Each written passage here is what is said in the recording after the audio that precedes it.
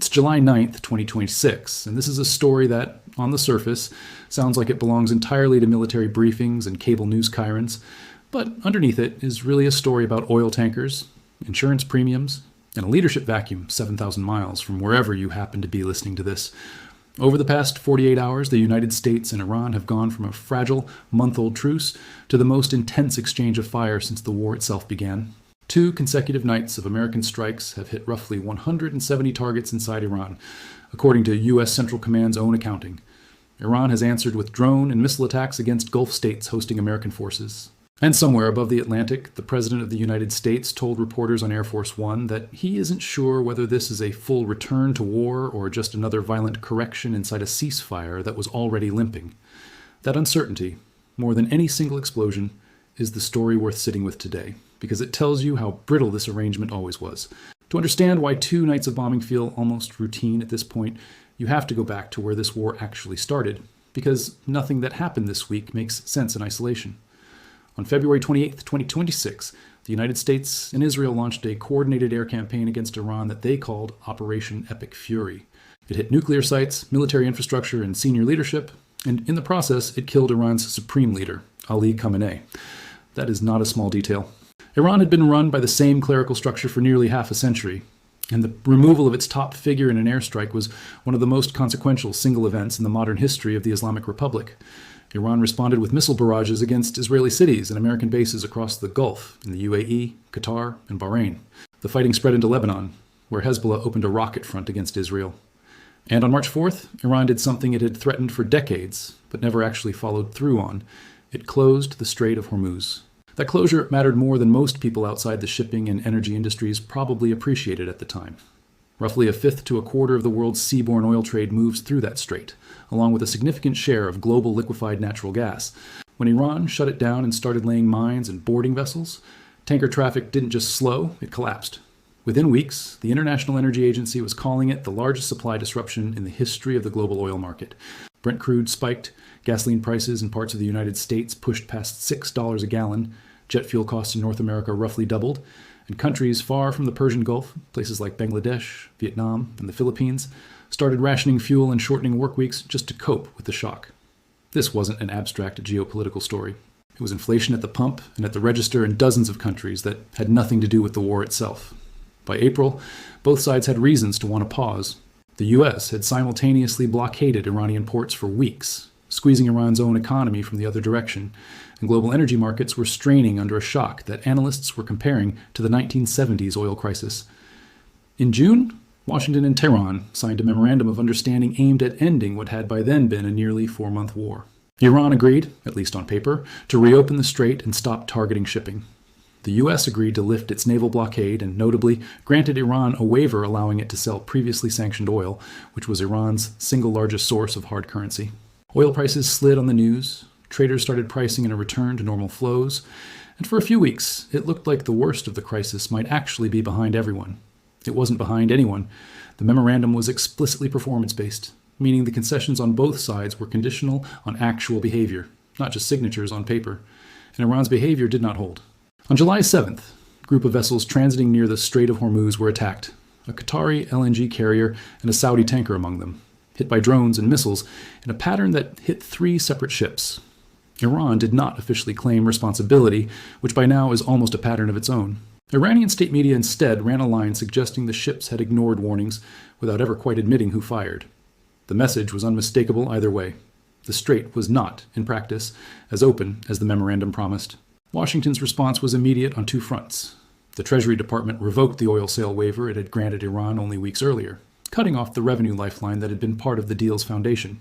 And U.S. Central Command launched what it called a series of powerful strikes, hitting more than 80 targets on the night of July 7th into the 8th.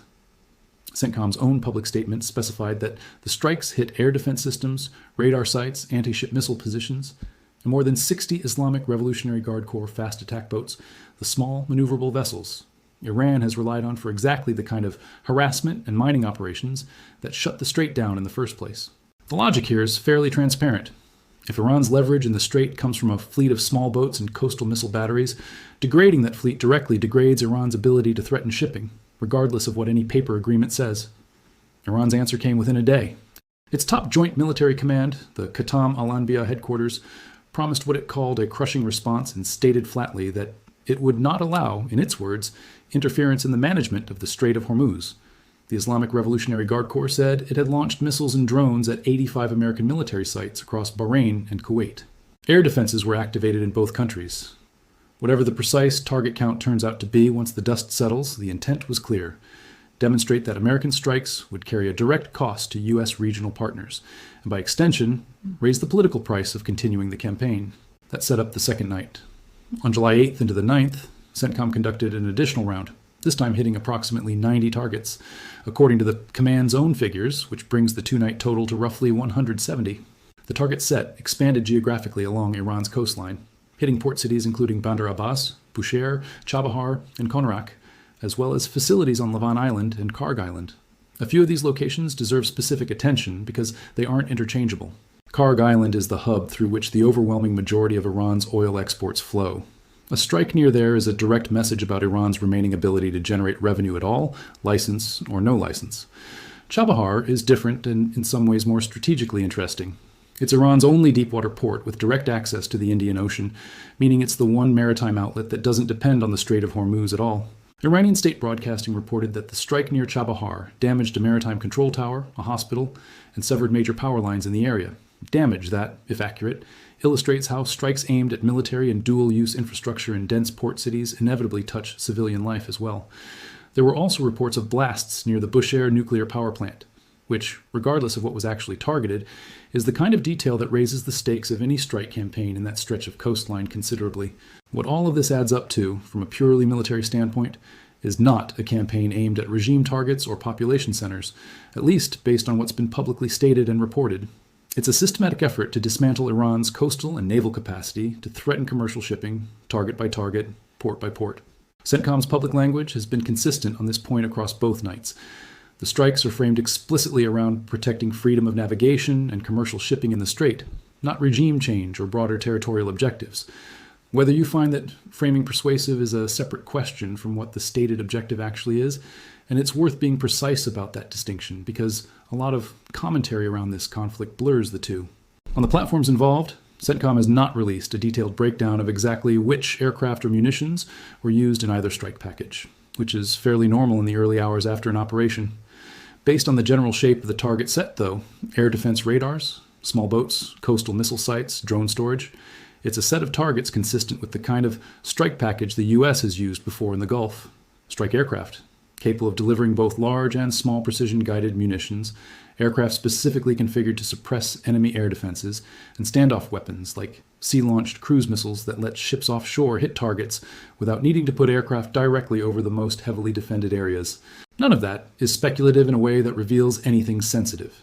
It reflects the standard publicly known composition of U.S. Gulf strike packages and the kind of targets CENTCOM itself has described hitting. Now, the diplomatic layer of this, which is honestly just as consequential as the military one. This all happened while Donald Trump was at the NATO summit in Ankara.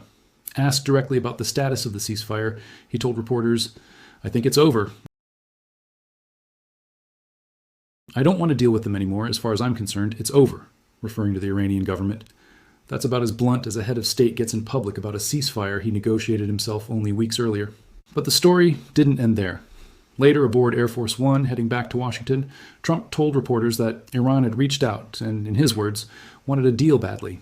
He wouldn't say who on the Iranian side had made contact. He also described the American approach to retaliation in blunt terms, saying the U.S. would hit Iran 20 times harder for every one time Iran struck first, and that the previous night's strikes reflected exactly that ratio.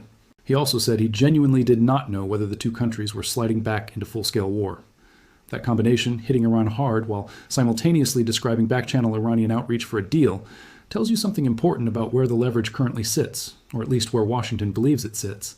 And it raises a genuinely difficult question that isn't really about military capability at all. Who, exactly, is Iran negotiating on behalf of right now? Khamenei is dead. Iran's institutional command structure has taken additional losses among senior military figures since February, and there has been real ambiguity, reported by multiple outlets, about exactly who holds ultimate authority inside the Iranian state at this moment. When a ceasefire or a memorandum of understanding gets signed, there's an assumption baked into that process that the person signing can actually deliver compliance from their own security services. If the IRGC's naval and missile commands are operating with real autonomy, whether because of an actual leadership vacuum or because hardline factions are simply choosing to test boundaries, then diplomatic agreements reached at the top may not translate cleanly into behavior on the water. That's arguably the single hardest problem in this entire conflict, harder than any individual strike package. Negotiating an end to a war when it's genuinely unclear who can guarantee the other side will stop. There's also a leadership question inside Iran that's easy to gloss over in the day-to-day reporting on strikes and counterstrikes, but which probably matters more than almost anything else for how this ends. Khamenei ruled for 36 years before he was killed in February, and no modern Islamic republic has had to manage a wartime succession at the very top while simultaneously fighting a live conflict with a superpower. Iran's system is built around the idea that the supreme leader sits above the elected government and above the military commands, arbitrating between factions, and in theory, having the final word on questions, like whether to pursue a ceasefire or keep fighting. Take that figure out mid-war, and you don't just lose a person. You lose the mechanism that's supposed to resolve exactly the kind of disagreement that seems to be playing out right now between whoever wants a deal enough to reportedly reach out to Washington and whoever is still launching drones at apartment towers in Gulf capitals. Reporting on who currently holds real authority inside Iran has remained genuinely murky, and that ambiguity isn't just a curiosity for Iran watchers, it's a direct obstacle to any lasting agreement. Because outside governments generally need to know who can actually bind the Iranian state before they'll trust a signature on a piece of paper. That uncertainty plays out visibly in the split character of the Iranian statements themselves. Diplomatic-sounding language about wanting to end the war coexists, sometimes within the same week, with military statements promising crushing responses, and parliamentary figures publicly warning that further strikes will be met with further retaliation. That's not necessarily contradictory or even unusual for a state at war. Most governments say different things to different audiences. But it becomes a genuine liability when outside observers are trying to figure out which voice actually represents the decision-making center of the country. A negotiator in Washington or Doha reading Iranian statements this week could reasonably conclude either that Tehran is exhausted and looking for an exit, or that hardline military factions are firmly in control and have no interest in one. Both readings currently have supporting evidence, which is itself a sign of how unsettled the internal picture remains. The economic dimension of all this is not a side story. It's arguably the main story for most of the world's population, most of whom will never think about Bandar Abbas or Chabahar by name, but will absolutely notice what happens to fuel prices. When the Strait first closed back in March, Brent crude spiked into the 80s per barrel, and some analysts and U.S. officials began seriously discussing scenarios where prices could reach $100, even $200 a barrel if the closure dragged on, numbers that would represent a stagflationary shock on the scale of the 1970s. The June memorandum brought real relief. Brent slid back down toward the high 70s as traders priced in normalized flows. The renewed attacks on July 7th erased a chunk of that relief almost instantly, with Brent jumping around 5% in a single trading session after the tanker attacks and the U.S. revocation of Iran's oil waiver. Whether this settles back down or spirals again depends heavily on how sustained this new round of fighting turns out to be, and specifically on whether Iran attempts to reassert any kind of blockade or toll system in the strait itself, something Iranian officials have explicitly threatened, saying safe passage would only happen on Iran's terms, not under American guarantees. It's worth remembering just how unevenly this kind of shock lands around the world. The United States, as a major oil and gas producer in its own right, is comparatively insulated and in some ways even benefits from higher prices through increased export revenue. Europe is more exposed, particularly on the natural gas side, since it draws a meaningful share of its LNG from Qatar through the very strait now back in contention. But the most severe impact by a wide margin falls on Asia. In a normal year, the large majority of the oil and LNG that transits the Strait of Hormuz is bound for Asian markets, with China, India, Japan, and South Korea together accounting for the overwhelming bulk of that flow. Countries like Bangladesh, Vietnam, and the Philippines, which have far less capacity to absorb sudden fuel shocks than wealthy importers, have already gone through real hardship once during this war, with fuel rationing, 4-day work weeks, and long lines at filling stations. If this new round of strikes and counterstrikes drags into a sustained campaign rather than settling quickly, those are the countries most likely to feel it first and worst, largely disconnected from any decision made in Washington or Tehran. Then there's the question of who else gets pulled into the blast radius, literally. Bahrain's government has been explicit and pointed in its public statements, describing Iran's drone and missile attacks as targeting civilians directly, hitting residential areas rather than the military infrastructure Iran claims to be aiming at. Whether that reflects deliberate targeting choices, degraded guidance systems, or simply the reality that dense Gulf cities put military and civilian infrastructure close together, the practical effect is the same. Countries that are not formally combatants in this war, Bahrain, Kuwait, Qatar, are absorbing real risk to their own populations because they host American forces. That's a genuinely uncomfortable position for those governments to be in, caught between a security relationship with Washington they have no interest in abandoning, and a neighbor across the water that has demonstrated, repeatedly now, a willingness to strike at them directly when it wants to send Washington a message. It's also part of why NATO allies have been paying closer attention to this conflict than a purely bilateral US-Iran dispute might otherwise warrant. Instability that threatens Gulf partners and global energy flows simultaneously is the kind of problem that doesn't stay contained to one region for very long. There's a domestic political dimension inside the United States worth touching on too, because a war that drives gas prices toward $6 a gallon in parts of the country doesn't stay a purely foreign policy story for long. Analysts have already flagged the possibility that a sustained oil shock, of the kind briefly seen back in March and April, could meaningfully affect the path of inflation and interest rate decisions well into the following year, with some noting the potential to influence the outcome of upcoming midterm elections if fuel and consumer prices stay elevated.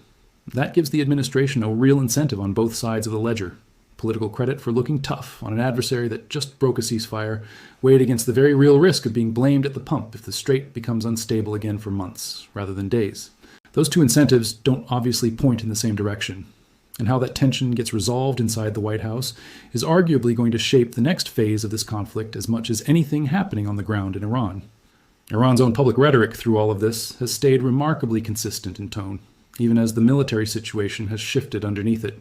Officials have repeatedly framed American and Israeli actions as war crimes and described the campaign against Iran in the harshest possible terms, while Iranian military leadership has promised severe punishment for what it calls foreign aggression. At the same time, mourning for Khamenei has continued for weeks inside Iran, with large public processions and, according to reporting from the scene, chants calling for vengeance against both the American and Israeli leadership specifically. That combination, active mourning for an assassinated leader alongside active military escalation, is not a stable emotional or political foundation for a durable ceasefire.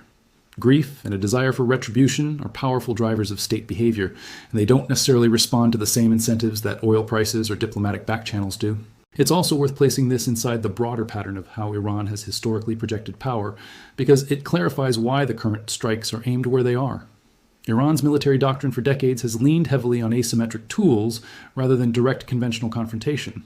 Proxy militias across Lebanon, Iraq, Yemen, and Syria, fast, cheap drone and missile systems that are hard to fully intercept even against sophisticated air defenses, and exactly the kind of small boat harassment tactics in the Gulf that these strikes are specifically targeting. When you see the current American strike packages focusing so heavily on small IRGC naval craft, coastal radar, and missile storage rather than, say, deep inland infrastructure, that's a direct response to that doctrine. You degrade the tools a state actually uses, not the ones that make for the most dramatic footage. It's also useful to place this war in a slightly longer arc, because 2026 was not the first time these two countries came close to open conflict. Tensions between Washington and Tehran have been building for years, running through the 2020 killing of Quds Force Commander Qasem Soleimani, failed nuclear negotiations in Geneva, and a shorter 12-day air conflict in 2025 that, in hindsight, looks like a preview of everything that followed. U.S. federal authorities have reportedly tracked ongoing Iranian threats against President Trump personally going back to the Soleimani strike, and Iranian state media has periodically run material suggesting he remains a target, something Iran has always officially denied directing. None of that excuses or explains any specific decision made this week, but it does mean the current fighting isn't happening in a vacuum. Both governments arrived at February 2026, with years of accumulated grievance, broken negotiations, and near misses already behind them, and that history shapes how much trust either side extends to the other's promises now, which is close to none. The insurance and shipping industry angle deserves a mention too, because it's a quieter but very real mechanism by which this conflict spreads economic damage well beyond the two combatants. War risk premiums for vessels transiting the strait had already climbed sharply earlier in the year, and every renewed round of attacks pushes them back up, sometimes by hundreds of thousands of dollars per transit for a large tanker. Shipping companies respond to that kind of cost not by absorbing it quietly, but by rerouting where possible, delaying voyages or simply refusing to send vessels through the strait at all until the picture clarifies. which is exactly what produced reports of thousands of stranded ships and tens of thousands of stranded mariners earlier in the war. Every time this cycle repeats, insurers and ship owners become a little more conditioned to treat the region as a standing risk rather than a temporary one. And that kind of structural wariness tends to outlast any individual ceasefire. Even a full diplomatic resolution now would likely take months to fully unwind in terms of restored shipping confidence and normalized premiums. The multilateral response is worth noting as well, since this hasn't played out as a purely bilateral story, even on the economic side. Earlier in the crisis, the International Energy Agency published formal guidance encouraging member countries to reduce demand through measures like remote work and expanded public transit, language usually reserved for genuine supply emergencies. A group of 7 energy and finance ministers held coordinated calls with the IEA, the International Monetary Fund, and the World Bank to manage the broader fallout. That level of coordinated international economic response is a reasonable proxy for how seriously governments outside the immediate conflict zone have taken the risk of a prolonged closure. And it's a big part of why renewed fighting this week is being watched so closely well beyond the Middle East itself. A 2-night strike package is, in isolation, a regional military story. The fact that it's being read as a potential signal for global fuel prices is what turns it into something closer to a global economic story. Zooming out for a moment, it's worth noting this isn't the only active deep strike campaign making news this week, even if it's the one dominating headlines. Ukraine has continued one of the more aggressive phases of its own long-range drone campaign against Russian energy infrastructure, hitting oil refineries, tankers, and pipeline infrastructure, stretching from border regions deep into Russian territory. It's a reminder that 2026 has so far been a year defined by exactly this kind of infrastructure warfare in more than one theater at once. Strikes aimed less at battlefield lines and more at the economic circulatory systems, oil terminals, tankers, refineries, that keep a state's war effort and its broader economy functioning. Whether that's a coincidence of timing or a genuine shift in how modern state conflicts are being fought is a bigger conversation, but the pattern is hard to miss once you notice it. So where does this actually go from here? Nobody, including apparently the president who ordered the latest strikes, seems fully certain. There are really 3 broad paths available. The first is that this settles the way the last flare-up in early July did. A sharp exchange, a few days of elevated tension, and then a return to something resembling the June memorandum patched back together, probably with tighter conditions attached this time. The reported back-channel contact from Iran wanting a deal points in that direction, and it would fit the broader pattern of this conflict so far, which has oscillated between escalation and negotiated pause, rather than moving in one continuous direction.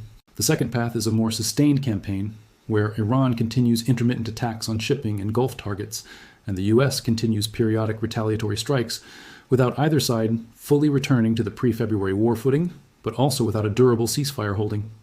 That's arguably the least stable outcome for global energy markets, because sustained low-grade uncertainty is genuinely harder for shipping insurers and oil traders to price than either full peace or full war. And the third path, the one nobody involved seems eager to say out loud, but which can't be ruled out given the trajectory of the last several months, is a slide back toward the kind of full-scale confrontation that defined the opening weeks of this war in February and March, potentially reopening questions about the strait's closure altogether and the kind of triple-digit oil price scenarios analysts were seriously discussing back then. There's one more piece worth adding before getting to the outlook, which is the sheer difficulty of verifying any of this in real time. Almost everything reported out of this conflict, on both sides, comes filtered through parties with an obvious interest in shaping the narrative. CENTCOM's target counts are official U.S. military figures, not independently audited numbers. Iranian state broadcasters are, by design, an arm of a government at war, and their reporting on damage to hospitals or power lines, while entirely plausible given the density of Gulf port cities, isn't independently verifiable in the moment either. Even satellite and open-source imagery, which has become an increasingly important check on official claims in modern conflicts, takes time to analyze and confirm. None of that means the reporting on either side is false.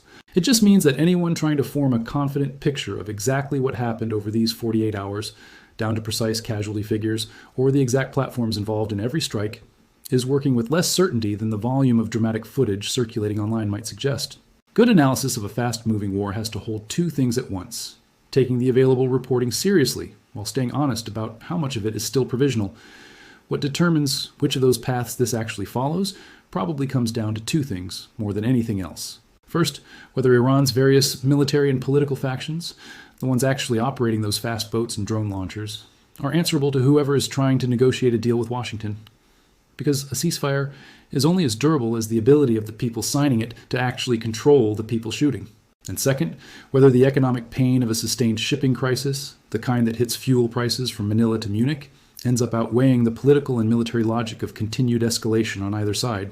Wars driven partly by energy choke points tend to eventually run into the reality that closing a choke point hurts almost everyone attached to the global economy, including, eventually, the country doing the closing. Whether that reality reasserts itself in days or drags out for months is, at this point, genuinely an open question, and probably the single most important one hanging over the Strait of Hormuz right now. For now, the honest summary is this. 2 nights, roughly 170 targets, a ceasefire that a sitting president described as over and then, hours later, described as possibly salvageable, and a country on the other side of that ceasefire whose actual chain of command remains genuinely unclear to the people trying to negotiate with it. Oil markets are jumpy, but not yet in full crisis mode, sitting closer to the calmer end of their range this year than the panic highs seen back in March. Gulf states are absorbing risk they didn't create, and global institutions that spent the spring drawing up demand reduction plans and coordinating emergency calls are watching closely to see whether they need to dust those plans off again. Nothing about this conflict has moved in a straight line since February, and there's no strong reason to expect the next stretch to be any more linear than the last one. The most useful thing anyone following this from the outside can do right now is exactly what markets and governments already seem to be doing, watching the next few days of Iranian behavior in and around the strait itself, because that, more than any single statement out of Washington or Tehran, is likely to be the clearest signal of which direction this actually goes.